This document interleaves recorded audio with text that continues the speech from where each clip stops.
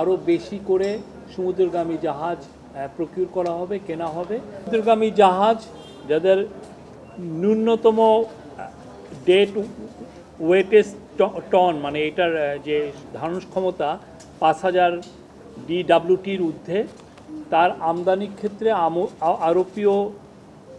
আরোপনীয় সমুদ্রয় মূল্য সংযোজন কর অব্যাহতি প্রদান করা হয়েছে। আজকে ক্যাবিনেটে এটা ডিসিশন হয়।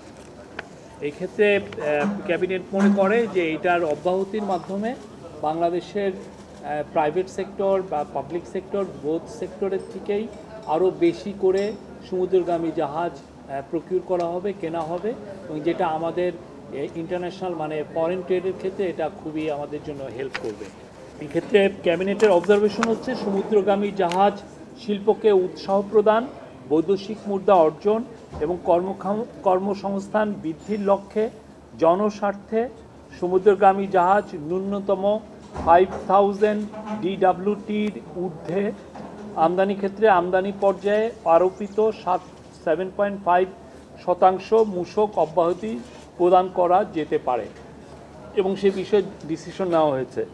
আর আরেকটা ডিসিশন ছিল হলো ফিলিস্তিনি জনগণকে গণহত্যা ও নিষ্ঠুরতম বর্বরতা থেকে রক্ষার লক্ষ্যে নিউ ইয়র্কে অনুষ্ঠিত UN high level international conference for the peaceful settlement of the question of Palestine and the implementation of the two state solution শীর্ষক সম্মেলনে মাননীয় পররাষ্ট্র উপদেষ্টার অংশগ্রহণ সম্পর্কে উপদেষ্টা পরিষদকে অবহিত করা হয়।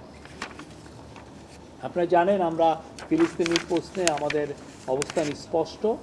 আর একই আজকে তৌহিদ হোসেন আমাদের ফরেন অ্যাডভাইজার জানিয়েছেন যে আগামী এই মাসের 15 তারিখে এই দোহাতে, আপনি জানেন যে কয়েকদিন আগে দোহাতে ইসরায়েলি অ্যাটাক হয়েছে, তো সেই উপর এটা একটা ইমার্জেন্সি একটা ওআইসির মিটিং ডাকা হয়েছে, ওআইসি সামিট। সেখানে তৌহিদ হোসেন উনি জয়েন করবেন, বাংলাদেশকে রিপ্রেজেন্ট করবেন।